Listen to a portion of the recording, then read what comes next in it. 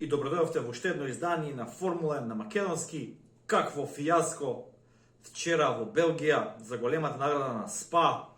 3 круга комплетирани зад безбедносното возило, 2 целосни, 1 делумно и прогласени победници за големата награда на Белгија, буквално како што завршија квалификациите во саботата.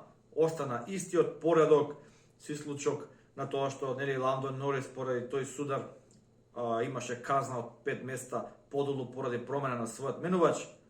Сена се едно огромно разочарување за фановите во Формула 1, една тешка, би рекол, глупост од страна на FIA и на Liberty Media, тотален нереспект, дисреспект кон фановите, кон следбениците на Формула 1. Ја измозе оваа трка, парите ги заработија, битно од ТВ права парите си легнаа на сметка, парите од карти си легнаа, дали ќе се вози или не, никому не му е брига. Јас не велам дека треба луѓето да одат во самоубиствени мисии во Формула 1, меѓутоа секој возач и секој тим и секој вработен во Формула 1 многу добро знае кои се ризиците на овој спорт. И затоа ние го пратиме овој спорт, бидејќи е брз, возбудлив и нуди многу интересни моменти. Секој возач знае дека секој пат кога ќе влезе во болидот, може би му е тоа последно.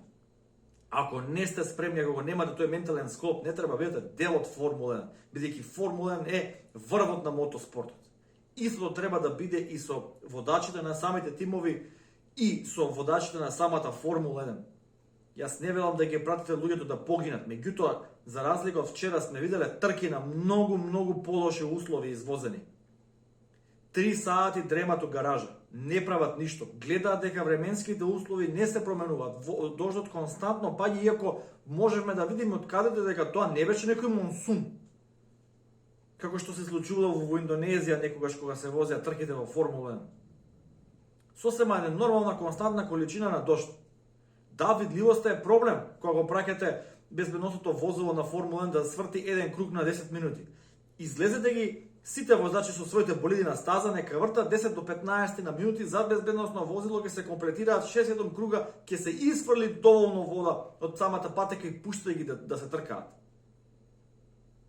Фијаско од епски пропорции. Што е со луѓето? Ајде, ние седиме дома, гледаме за ТВ екраните и чекаме трка, неделно попладне, уживаме на своите каучи и фотели. Што е со луѓето што дреме од 10 сат са бајле таму на стаза што искиста на дожд?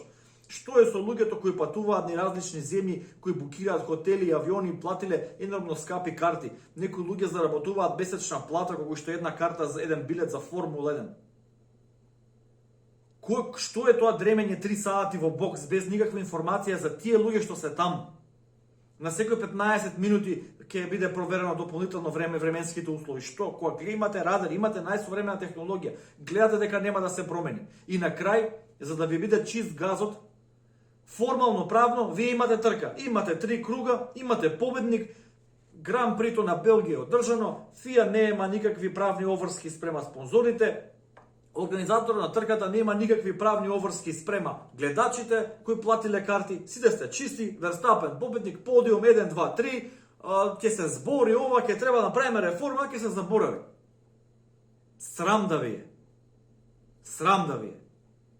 Ако е Формула 1 врвот на мотоспортот, овие се моментите кога треба да кажете дека Формула 1 е тоа. И сите возачи треба да кажат дека го заслужуваат местото во Формула 1 возејќи на вакви услови. Јас не сум за луѓе да се повредат. Ја не сакам да гледам повредени возачи, инциденти или најлошо да почине некој.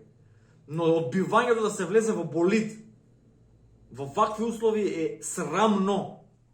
И што е најлошо, возачите беа за, повеќето од нив, барем од тоа што може да слушнам од време на време некој интервју со некој од возачите. Дури Серхио Перес во своето радио кажа до тимот дека временските услови се подобруваат, ама стојардите мора да чекаат да се стемни, за да имаат изговор плюс да не се одржи трката. Битно парите се на сметка. Си ги земавте парите, формално правно си имате трка, сега нека му ја мислат другиве, па ќе го редефинираме правилникот. Кој е тоа правило бе 3 трка дека се број за комплетирана трка? Тоа од 50-те, 60-те години кој имало некој инцидент која не можеле луѓето да продолжат, па е чисто да ја забушиме работава, ќе внесеме правилово, и тоа правило седи 70 години непроменето. Тоа ли е спортот? И после се чуете зашто луѓе ви бегаат, зашто не следат Формула 1, зашто немате младина во спортот, зашто сите грото од гледачите се постара генерација на луѓе. Е од вакви работи. Ние сме се заразиле со Формула 1 на времето кога била многу подинамична и поинтересна и сега ни останато тоа во крвта, во душата. Не може да ги привлечете новиве со вакви глупости. Не можете. Ќе отидат овие генерации, нема кој да ве прати. Срамен ден за Формула 1. Срамен ден. Значи, ова е полошо од Индианаполис 2005. Полошо. Индианаполис 2005 фиаско со гумите, Мишелин возачите се откажуваат, Бриджстон 3 тима, Михаел Шумахер 1-2 со Рубенс Баричел. Срамота беше тоа. А ова е уште полошо. Откажете да тркате, бе. Да не гледаме тие 3 символични круга за вие да си го покриете газото формално правно, да не може никој да ви бара пари назад. Бе. Како не ви е срам? И браво за Луис Хамилтон што рече дека треба да се вратат пари на фановите. Браво. Иако моите гледишта со неговите многу се разликуваат по многу теми, меѓутоа за ова секоја чест. Прв од водачите кои излезе кога кажа дека треба да се вратат пари на луѓе што останаат цел ден таму. Ако планирате да откажете трката, ако не ви се трка, откажете ја во 3:30, а не да киснат луѓе до 7 вечер на дожд.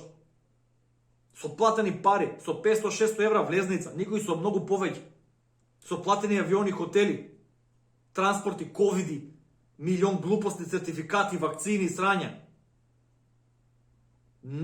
Од 97 година пратам Формула 1. Трка неам пропуштено. Најлош викенд. Епопеја од крах од библиски размери. Толку имам да кажам.